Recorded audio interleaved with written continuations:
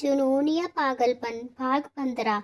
इससे पहले इस कहानी के 14 भाग अपलोड हो चुके हैं चैनल पर। प्लीज आप सभी लोग वो भाग जरूर पढ़ लीजिएगा।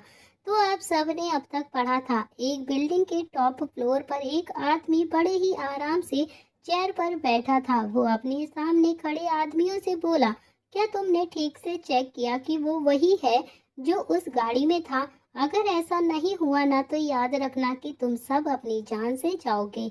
उन आदमियों में से एक आदमी बोला, यस बॉस, हमने चेक किया था कि वो उसी गाड़ी में ही था। काफी दिनों बाद तो मौका मिला था तो हम उसे कैसे छोड़ देते। इस बार तो वो अकेला ही था। उनका बॉस जोर जोर से हंसने लगा और उसने सारे आदमियों को बाहर जाने का इशारा किया और वो खुद से बोला कि रणवीर राय, आखिरकार हटा ही दिया मैंने तुम्हें अपने रास्ते से। तुम्हें क्या लगा था कि तुम मुझे ऐसे ही बर्बाद कर दोगे और मैं बर्दाश्त करता रहूंगा? ऐसा कभी नहीं होगा। आज आखिरकार तुम हट ही गए मेरी जिंदगी से। अब देखते हैं आगे। रूही के घर में अवनी और रूही दोनों ही डाइनिंग टेबल पर बैठी थी। दोनों ही नाश्ता कर रही थी। तो रूही हमेशा से मॉडर्न रही थी, इसीलिए उसके पास कोई भी सिंपल कपड़े नहीं होते हैं। अवनी जो हमेशा से सलवार सूट ही पहना करती थी, उसे आज रूही के कपड़े पहनने पड़े थे, जो कि एक फुल लेंथ ड्रेस थी जो आज उसने पहनी हुई थी, जिसमें वन साइडेड कट था। अवनी कभी कभी इस तरह के कपड़े पहन लेती थी, इस वजह से आज उसने ये कपड़े भी पहन लिए थे।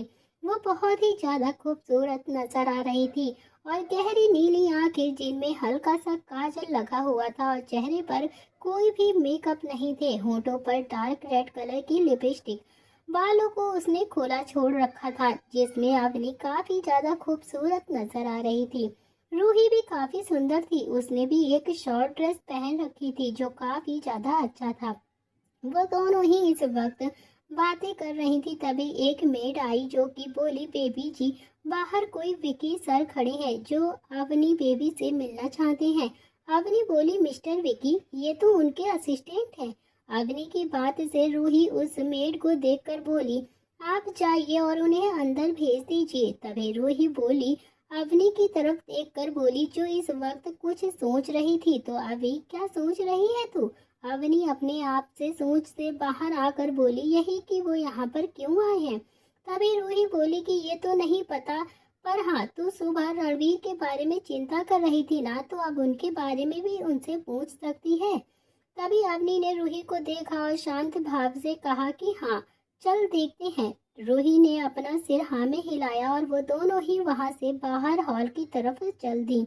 हॉल में विक्की खड़ा हुआ था तो अवनी को देख वो ग्रीट करते हुए बोला, हेलो मैम, ये आपका सामान है जो सर ने भेजा है। और हाँ, ये अवनी विक्की की तरफ कंफ्यूजन से देखने लगी, क्योंकि उसके एक हाथ में एक बॉक्स था और उसके एक हाथ में एक कार्ड था। विक्की ने फिर से कहा कि मैम, सर ने कहा है कि आपको अगर किसी भी चीज की कोई भी जरूरत हो ना तो आप मुझे बता सकती हैं और ये मेरा नंबर है। विक्की अवनी की तरफ देखकर थोड़ा रुआसा था तो अवनी विक्की को देखते हुए बोली, क्या ये उन्होंने ही भेजा है? पर वो कहाँ पर है? वो क्यों नहीं आए? वो ठीक तो है ना? क्या उन्हें कुछ? तो अवनी काफी ज्यादा परेशान थी। उसे रणवीर की फिक्र बहुत हो रही थी, इस वजह से उसने इतने सारे सवाल पूछ लिए थे। तभी विक्की उसकी हालत समझ रहा था और वो बोला, मैम, आप टेंशन मत लीजिए, सर बिल्कुल ठीक है और ये सामान सर ने ही भेजा है और ये भी कहा है कि आप जितना भी चाहें उतना इस कार्ड का इस्तेमाल कर सकती हैं। अवनी को विकी की बात बहुत ही ज्यादा अजीब लग रही थी, मानो वो झूठ बोल रहा हो, पर उसे ये सब सुन थोड़ी सी तसल्ली जरूर मिली थी कि रणवीर ठीक है। फिर भी उसने विक्की और से एक और सवाल किया, क्या आप रणवीर को कॉल कर सकते हैं? मुझे बात करनी है उनसे।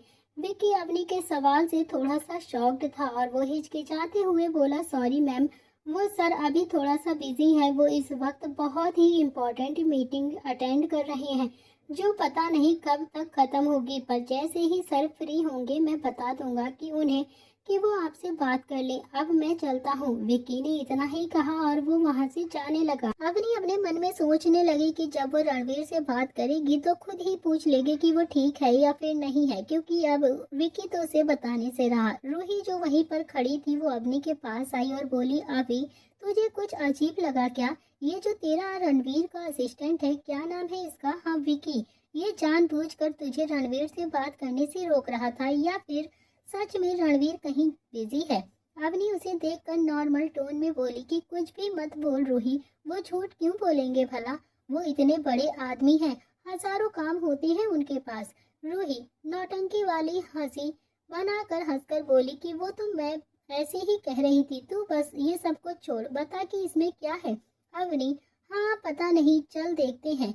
अवनी और रूही वहीं पर सोफे पर वो बैठ जाती हैं और बॉक्स को खोलने लगती हैं। तो वो बॉक्स ज्यादा बड़ा तो नहीं था, पर उस बॉक्स को रेड कलर के पेपर से अच्छे से डेकोरेट किया गया था, जो काफी ज्यादा सुंदर दिख रहा था। दोनों ही बहुत ही ज्यादा एक्साइटेड थी उसे खोलने के लिए। तभी इधर बाहर विकी जब बाहर आया तो अपने आप से बोला, आई एम सॉरी मैम, पर मैं नहीं बता सकता कि सर इस वक्त कहाँ पर है। मुझे बहुत ही ज्यादा तकलीफ हो रही है, उन्होंने बताने से मना किया था। वो दोनों एक टक बॉक्स को ही देख रही थी, सोच रही थी कि आखिर इसमें क्या हो सकता है। तभी उन्होंने उस बॉक्स को खोला, पर जैसे ही उन्होंने देखा कि उसमें क्या है तो हैरानी से एक दूसरे को देखने लगी। तो रूही बोली, वाह कितना अच्छा गिफ्ट दिया है तुझे, ऐसा गिफ्ट कोई सोच भी नहीं सकता। अपनी गिफ्ट बॉक्स को बंद करते हुए बोली रूही, चुप हो जा और परेशान मत कर। और हाँ, तुझे जाना नहीं है क्या? रूही टीचिंग टोन में बोलती है, हाँ भाई आप तो जाना ही पड़ेगा। किसी के बॉयफ्रेंड ने कोई कार्ड दिया है तो कोई गोल्डन कार्ड। एक रूम जो बंद था, वहाँ काफी अंधेरा था। वहाँ पर एक इंसान लगातार पियोनो बजा रहा था। उसके हाथ में चोट लगी हुई थी जिस पर एक दुपट्टा बंधा हुआ था। वो इंसान जब पियोनो बजाता है तो उसके हाथ से खून निकलता था, पर वो फिर भी बजाए जा रहा था। उस इंसान का ऑरा काफी ज्यादा खतरनाक लग रहा था। उसने इस वक्त सिर्फ एक पैंट पहन रखी थी, बाकी वो पूरा बिना कपड़े के ही था। उसके हेयर उसके चेहरे पर आ रहे थे। बॉडी पूरी पसीने से लथपथ थी, पर उसकी कोई फिक्र नहीं था। उसी रूम में बज रहा पियोनो की धुन काफी हार्ड टचिंग थी, उसका हाल बयां कर रही थी। तभी अचानक उस रूम का दरवाजा ओपन हुआ और दरवाजे की आवाज से पियोनो बंद पर चल रहे हाथ अचानक से रुक गए और उस इंसान का हाव भाव सख्त हो गया। तभी दरवाजा खुलने पर वहां का वातावरण काफी ज्यादा ठंडा हो गया, पर उस इंसान के बोलने के पहले ही बाहर से आया इंसान बोला, सॉरी सर, आपने मना किया था आने से, पर ये इम्पोर्टेंट था इसीलिए। वो आदमी अपनी कोल्ड वॉइस में बोला, ओके बोलो। हामी पाकर वो आदमी बोला, सर हमने पता लगा लिया है कि वो डील कहाँ पर होगी और हमें जल्द से जल्द यहाँ से निकलना पड़ेगा। तभी वो आदमी कोल्ड वॉइस में बोला, एग्जैक्टली, रेडी करो जल्दी से गाड़ियाँ अमन, थोड़ी देर में हम यहाँ से निकलेंगे। ये इंसान जो पियोनो बजा रहा था वो कोई और नहीं रणवीर ही था। दरअसल हुआ ये था कि रणवीर जब गाड़ी लेकर निकला था तो उसने विकी को मैसेज भेजा था।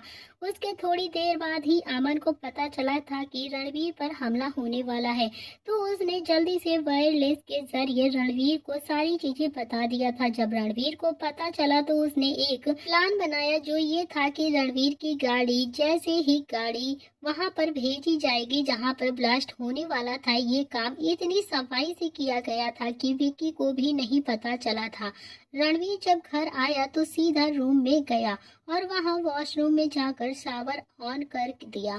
काफी देर भीगने के बाद उसने दीवार पर जोरदार पंच मारा, जिस वजह से उसके हाथ में थोड़ी सी चोट लग गई थी। और वहां से रणवीर बाहर क्लोजेट में आया और उसने एक ब्लैक पैंट पहनी हुई थी और अवनी का दुपट्टा बांधा हुआ था। थर्ड फ्लोर पर बने रूम में चला गया जहां पर सिर्फ एक पियोनो रखा था। एक ईमानदार इंसान जो हमेशा देश की परवाह करता था, उसके लिए देश से बढ़कर कुछ भी नहीं होता था।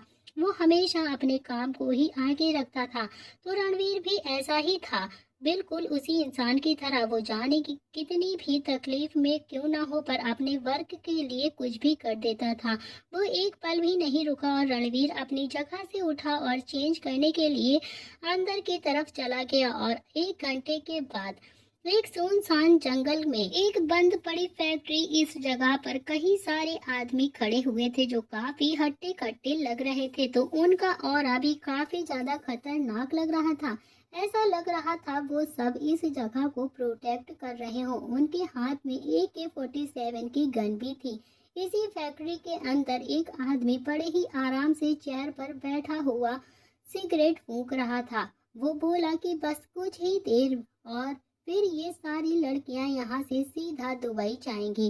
सामने खड़े कुछ आदमियों से, क्या तुम लोगों ने सब कुछ चेक किया ना, कि अगर कोई भी गड़बड़ हुई तो तुम सब अपनी जान से जाओगे, पर वो डैनल मुझे भी नहीं छोड़ेगा जिंदा। उनमें से एक आदमी उस आदमी से बोला कि बॉस, वो सारी लड़कियां खाना खाने से मना कर रही हैं, वो कोई भी खाना नहीं खा रही हैं और उसने भागने की कोशिश भी की है और हमने उसे ड्रग्स का डोज दे दिया है, अभी वो बेहोश हैं।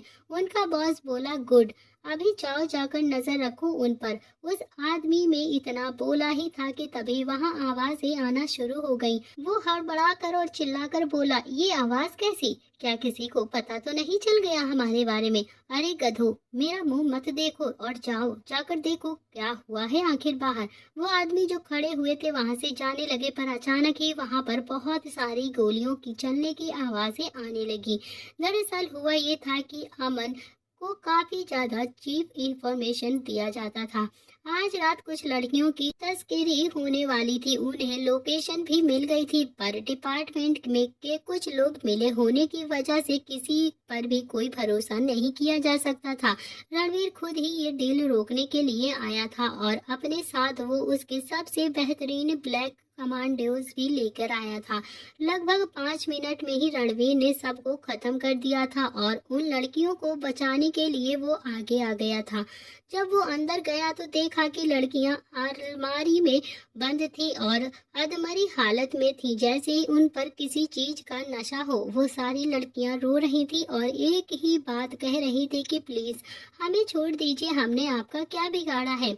रणवीर इस वक्त ब्लैक आउटफिट में था, जो कि एक कमांडो की यूनिफॉर्म थी। उसके दोनों साइड गन लटकी हुई थी और हाथ में एक राइफल भी थी। वो उस रूम में अकेला ही था और इस वक्त उसका चेहरा ढका हुआ था। इस वक्त उसकी आंखों में साफ दिखाई दे रहा था कि वो काफी ज्यादा गुस्से में है। उसके साथ कोई भी गार्ड्स नहीं थे, पर ये मिशन सच में सोच से भी कहीं ज्यादा खतरनाक था। रणवीर जो अभी रूम में आया ही था, उन लड़कियों की हालत देखकर उसे काफी ज्यादा गुस्सा आ रहा था, पर उनके आंसू देख रणवीर को अचानक ही अवनी की याद आ गई और वो ब्लैंक हो गया। उसी वक्त उन आदमियों का हेड जो देखने आया था, उसने रणवीर पर गोली चला दी, जो सीधा जाकर रणवीर के कंधे पर लगी। पर उसी वक्त अमन वहां पर आया और उसने सीधा हेड को शॉट कर दिया। आदमी तो चला दिया था, पर अमन काफी ज्यादा घबरा गया था और बोला, बॉस बॉस आपको गोली लगी है, आप चलिए यहाँ से, हमें हॉस्पिटल जाना चाहिए अभी इसी वक्त, ये सब ब्लैक कमांडो संभाल लेंगे। तभी रणवीर अपने एक हाथ को पकड़कर खड़ा हुआ और जहां से लगातार खून बहा जा रहा था, पर उसके चेहरे पर दर्द के भाव बिल्कुल भी नहीं थे। शायद गोली लगने से उसके लिए आम बात हो। और वो अपनी कोल्ड वॉइस में बोला, मेरी फिक्र छोड़ो अमन, इन लड़कियों को यहाँ से जल्दी बाहर निकालो और हाँ, सारे सबूत मिटा दो। किसी को भी पता नहीं चलना चाहिए कि यहाँ पर क्या हुआ था और कैसे हुआ था। तभी रणवीर मिशन से सीधा रॉय हाउस में आ गया। उसे काफी गहरी चोट लगी हुई थी। गोली सीधा उसके बाएं कंधे पर लगी थी। उससे काफी ज्यादा खून बह रहा था, पर रणवीर के चेहरे पर दर्द की एक भी सेकंड नहीं थी। रणवीर को अमन के लाख समझाने पर भी हॉस्पिटल जाने से उसने मना कर दिया था, ये कहकर कि उसे इलाज की कोई भी जरूरत नहीं है। तभी अमन, जो बचपन से ही रणवीर के साथ रहा करता था, इसीलिए उसे खुद से ज्यादा रणवीर की चिंता रहती थी और उसे बहुत ही ज्यादा तकलीफ हो रही थी। अमन से रणवीर की ये हालत देखी नहीं जा रही थी और वो बार बार उस यूं ही कह रहा था कि बॉस आप समझते क्यों नहीं है, गोली लगी है आपके कंधे पर, प्लीज चलिए हम हॉस्पिटल चलते हैं। इसे बाहर निकालना जरूरी है, नहीं तो पॉइजन पूरी बॉडी में फैल जाएगा। रणवीर जो अभी रूम की गाड़ी से उतरा ही था, वो अपने कोल्ड वॉइस में बोला, अमन मैंने तुमसे कहा ना कि मुझे कोई भी ट्रीटमेंट नहीं करवाना है। मैं बिल्कुल ठीक हूँ। क्या मुझे तुम्हें बार बार एक ही बात समझानी पड़ेगी? रणवीर ने काफी गुस्से में ही कहा था ये सब। बोलने के बाद वो रणवीर सीधा अंदर चला गया और अपने रूम के तरफ जाने लगा। तभी अमन भी उसके पीछे पीछे चल रहा था। हॉल में डॉक्टर के साथ साथ मीना जी भी और विक्की जी भी खड़े थे, जिन्हें देखकर साफ पता लगाया जा सकता था कि वो रणवीर का ही इंतजार कर रहे थे। रणवीर के मना करने के बावजूद भी अमन ने घर पहुंचने से पहले ही विक्की को डॉक्टर्स की टीम को रेडी रखने के लिए बोल दिया था। अमन के बताते ही विक्की अपने काम पर लग गया था और उसने सारे डॉक्टर्स को घर पर बुला लिया था। पर जब डॉक्टर्स घर पहुंचे तो मीना जी भी वहीं पर थी। उन्होंने डॉक्टर्स को देख विक्की से पूछा था कि क्या हुआ है, तो विक्की ने उन्हें सब कुछ बता दिया था। रणवीर ने देखा कि सब उसी का इंतजार कर रहे हैं, तो वो भी बिना रुके वो वहां से बोला, अमन अभी के अभी दफा करो इन्हें यहाँ से, वरना अमन आगे आकर बोला, सॉरी बॉस, अगर आप आज मुझे जान से भी मार देंगे ना तो भी आपको इलाज करवाना ही पड़ेगा। मुझे कुछ भी नहीं पता। मीना जी भी अमन का साथ देते हुए बोली, रणवीर बेटा तुम्हें सच में काफी गहरी चोट आई है, प्लीज मान जाओ ना अमन की बात और डॉक्टर से अपना इलाज करवा लो। उसमें से देखो कितना खून भी बह रहा है, प्लीज बेटा अपना इलाज करवा लो। विक्की भी फिक्र करते हुए बोला, प्लीज सर ट्रीटमेंट करवा लीजिए, गोली को बाहर निकलवाना बहुत जरूरी है। रणवीर लिफ्ट की तरफ जाते हुए बोला, आंटी इनसे कहिए कि यहाँ से निकल जाएं। अगर मुझे ट्रीटमेंट करवानी होगी तो मैं बोल दूंगा। रणवीर के जाने के बाद डॉक्टर से बोले, देखिए हमने चोट देखी है, अगर जल्द ही गोली नहीं निकाली गई ना तो कुछ भी हो सकता है और शायद पॉइजन पूरी बॉडी में भी फैल सकता है और उनका हाथ भी डैमेज हो सकता है। अमन मीना आंटी से बोला, आंटी आप ही बोलिए बॉस को, क्योंकि वो हमारी बात तो बिल्कुल भी नहीं सुन रहे हैं। जब से गोली लगी है तब से बोल रहा हूँ कि उन्हें ट्रीटमेंट की जरूरत है, पर वो कुछ सुनना ही नहीं चाहते हैं कि आखिर मैं क्या करूँ। तभी मीना जी फिक्रमंद होकर अमन से बोली, बेटा रणवीर बहुत ही ज्यादा जिद्दी है, वो नहीं मानेगा मेरी भी। विकी को सोचते हुए बोला कि अब तो एक ही रास्ता है। तभी वो डॉक्टर की तरफ देखकर बोलता है कि आप जाइए और सर के रूम के बाहर इंतजार करिए, शायद उनका मूड बदल जाए और वो ट्रीटमेंट के लिए तैयार हो जाएं। जल्दी से जाइए। सभी डॉक्टर्स विकी की बात सुनकर रूम की तरफ जाने लगते हैं जहाँ रणवीर अभी कुछ देर पहले ही गया था। उसके जाने के बाद अमर और मीना आंटी दोनों ही एक साथ, कौन सा तरीका है तू बोल ना विकी, क्या सोचा है तूने? तभी विकी बोलता है कि मैम को बताना पड़ेगा, एक वही है जिनकी बात सर को माननी ही पड़ती है। मीना जी थोड़ी सी परेशान होकर बोली, पर विकी क्या ये सही रहेगा? अगर रणवीर गुस्सा करेगा तो? अमन हामी भरते हुए बोला, आंटी मुझे विकी की बात बिल्कुल ठीक लगती है। इस वक्त बॉस की ट्रीटमेंट बहुत जरूरी है, ना कि उनका गुस्सा देखना। विकी थोड़ा सोचकर और उदासी भरी आवाज में बोला, पर हम ये बात मैम को कैसे बताएंगे? अमन विकी के कंधे पर हाथ रखकर बोला, विकी मेरे यार तू जा और लेडी बॉस को लेकर जल्दी से आ। एक वो ही है जो बहुत ही अच्छे से बॉस को समझा सकती हैं। और हाँ, एक बात का ख्याल रखना कि उनकी तबीयत ठीक नहीं है तो उन्हें संभाल कर ही बताना। मीना आंटी भी अमन की बात से सहमत होकर, हाँ विकी बेटा जल्दी जा और जल्दी से आ जाना, हम तेरा यहीं पर इंतजार करते हैं। विकी ने हाँ में सहमति देते हुए भागते हुए वहां से चला गया। तभी अमन और मीना जी वहीं पर बैठे वेट करने लगे। शाम का वक्त था और मौसम भी कुछ खास नहीं था, हल्के बादल छा चुके थे, जैसे बारिश होने वाली हो। तभी विक्की जो गाड़ी में बैठा और यही सोच रहा था कि जल्द से जल्द अवनी के पास पहुंचे। आज रास्ते पर ट्रैफिक भी कम था, शायद मौसम की वजह से। विक्की गाड़ी लेकर अकेला निकला था, ये सोच कर कि जल्दी ही पहुंच जाएंगे। रूम में रणवीर बड़े ही आराम से बेड पर बैठा चाकू से अपनी गोली निकालने की कोशिश कर रहा था, क्योंकि वो किसी से भी बात नहीं करना चाहता था। रणवीर जब कंधे से गोली निकाल रहा था पर उसके चेहरे पर कोई भी भाव नहीं थे, मानो उसे कोई भी फर्क ही ना पड़ रहा हो। करीबन 1 से 2 मिनट कोशिश करने के बाद रणवीर ने उसके हाथ से वो गोली निकाली और अवनी का दुपट्टा उस पर बांध दिया। वो इस वक्त शर्टलेस खड़ा हुआ था। वो गोली निकली सीधा फर्श पे आकर गिर गई। उसकी चोट से अभी पहले से ही ज्यादा खून निकल रहा था। उसकी यूनिफॉर्म भी खून से पूरी तरह से सन गई थी। रणवीर के कंधे पर भी खून था जो आधा सूख चुका था। अवनी का दुपट्टा बांधने के बाद भी हल्का खून निकल रहा था। अवनी का दुपट्टा भी काफी हद तक खून से भीग चुका था। रणवीर ने बड़े ही रौब से वार्डरोब से एक फोटो निकाली जो अवनी की थी। उसने इस फोटो को देख भावहीन तरीके से कहा, जान, आई एम सॉरी आपको तकलीफ देने के लिए। शायद हम डिजर्व नहीं करते हैं आपको, इसीलिए हमें ये सजा मिली है। आपकी आंखों में हमारी वजह से आंसू आए हैं। जिस इंसान को जान से ज्यादा प्यार करते हैं उसी की फीलिंग्स को हम नहीं समझ पाए।